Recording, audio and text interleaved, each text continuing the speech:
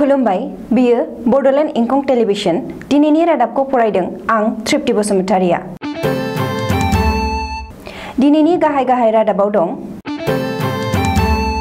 दिपेन बर'नि दाबि बिटिआर गोरोबथायाव रायजोफोरनि खहा खालामनाय मोनसेबो दफा गैया। जिला बेंगिरि मावख'नि लांगोनायाव बाक्सा जिला एबसुआ सोमावसारदों। नबकुमार सरनियानि सन्देह बिटिसि बिसायख'थिनि उनाव गोबाङानो आखायाव हाथियार लानो हागौ। गसाइगावआव नखरसेनिनो सा 5 सुबुङा फोथैना लादों। उदालगुरि जिल्ला दुलाराय बाथौ गौथुमनि लाइमोन आफादनि 28थि लाइमोन सावराय जथुमा जालांबाय। तरुण गगैया GMCHआव थांफिननांबाय। दानिया आबुं रादाब। थामथि बर' गोजोन गोरोबथा एबा बिटिआर गोरोबथायाव हारि माहारिनि खहा खालामनाय मोनसेबो दफा गैया।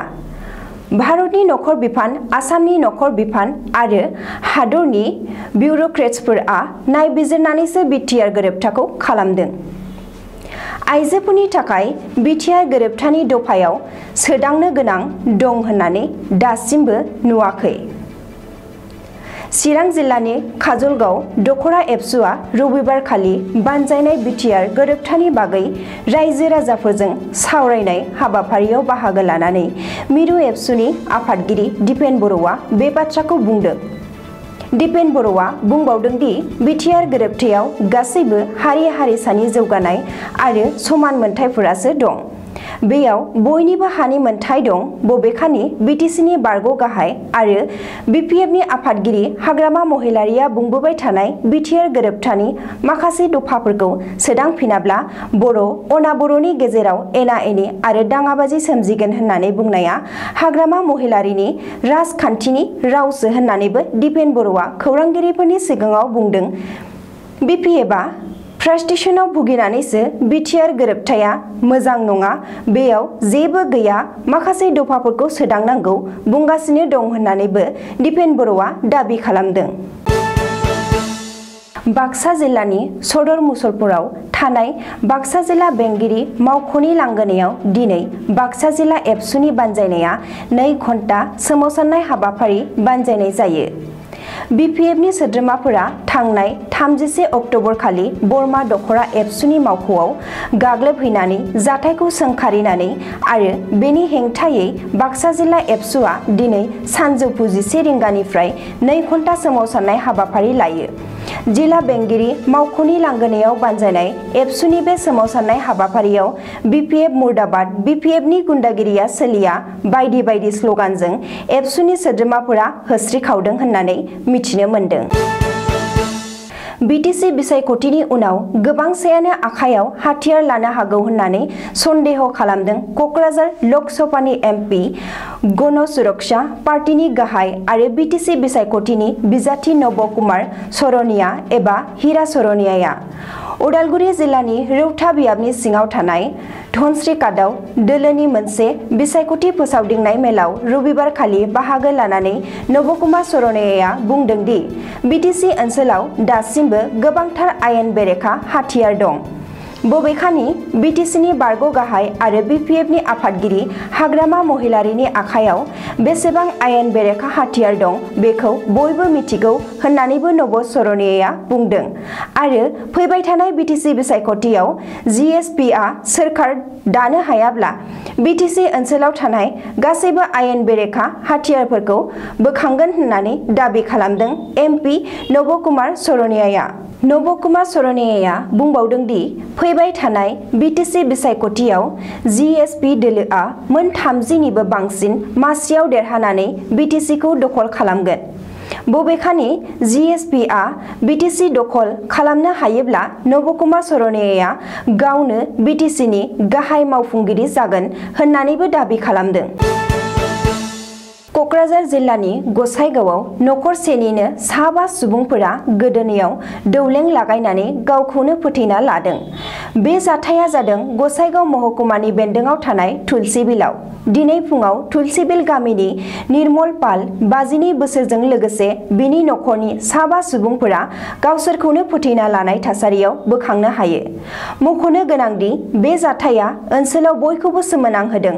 सुलुङाव मिथिनो मोननाय बायदिब्ला नसुंसेनिनो सुबुंफोरा दिनै फुङाव निर्मल पालनि न'आव रावखौबो नुयैनि थाखाय न'आव थांनानै खौरां लाहैयो, जेराव निर्मल पालनि नखरनिनो साफ्रोमबो सुबुङानो गोदोनायाव दौलें लागायनानै थैनानै थानाय थासारियाव नुहैयो। दिनै नखरैनो फोथैनानै लानाय निर्मल पालनि नखरनि गुबुन सोद्रोमाफोरा फारियै निर्मलनि बिसि मल्लिका पाल 45 बोसोर, फिसाजोफोर फारियै पूजा पाल 25 बोसोर, नेहा पाल 19 बोसोर आरो स्नेहा पाल होननानै सिनायथिनो हादों।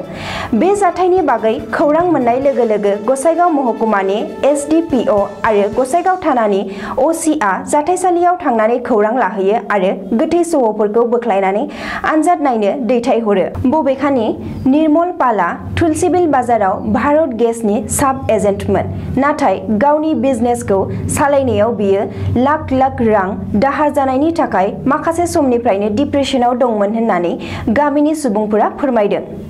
एरैहाय निर्मल पालआ नखरैनो जिउ फोजोबना लानाय जाथायखौ गोरलैयैनो लायाखै पुलिस बिफाना आरो बे जाथायनि सायाव नायबिजिरनो जागायबाय होननानै पुलिसआ सुलुङाव फोरमायथिदों।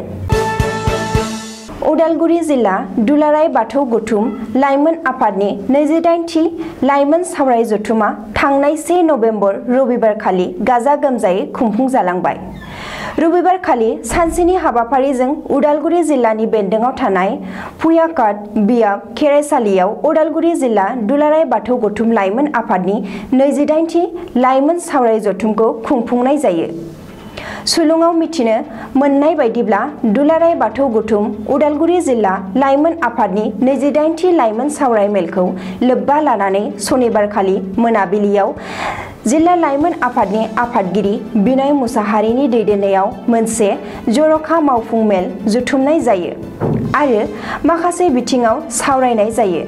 बबेखानि बे जर'खा मावफुं मेलाव फैगौ 2021 मायथाइयाव उदालगुरि जिल्ला लाइमोन आफादनि 29थि लाइमोन सावराय मेलखौ बर' बाजार बियाबनि बानजायनायाव खुंनाय जाथों होननानै थांखि लानाय जायो होननानै दुलाराय बाथौ गौथुम लाइमोन आफादनि लेङाइ आफादगिरि आरो उदालगुरि जिल्ला दुलाराय बाथौ गौथुमनि बोसोनगिरि रजेन बर'आ जोंनिसिम खौरां हरदों। आसामनि आगु गिबि मन्त्रि तरुण गगैनि देहाया फिन गाज्रि जादों। तरुण गगैनि हां लानायाव फिन जेंना नुजाथिदों। एरैहाय तरुण गगैनि देहायाव थांनाय हराव हरखाब गाज्रि जाफिननायनि थाखाय बिथांखौ गुवाहाटी मेडिकेल कलेज देहा फाहामसालियाव थिसनफिननाय जायो। बबेखानि बे समाव GMCHनि ICUआव आगु गिबि मन्त्रि तरुण गगैनि ट्रिटमेन्टआ सोलिगासिनो दं होननानै मिथिनो हादों। मख'नो गोनांदि 82 बोसोर बैसोनि आसामनि आगु गिबि मन्त्रि तरुण गगैनि देहायाव कर'ना पजिटिभ मोननानै देहा फाहामसालियाव थिसननायनिफ्रायनो 2 दाननि उनावनो थांनाय 25 अक्ट'बर खालि बिथांखौ GMCHनिफ्राय डिसचार्ज खालामनाय जादोंमोन।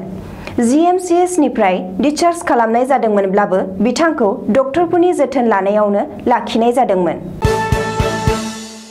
दिनैनि रादाब फरायनाया एसेनोसै। गोजोन्थों।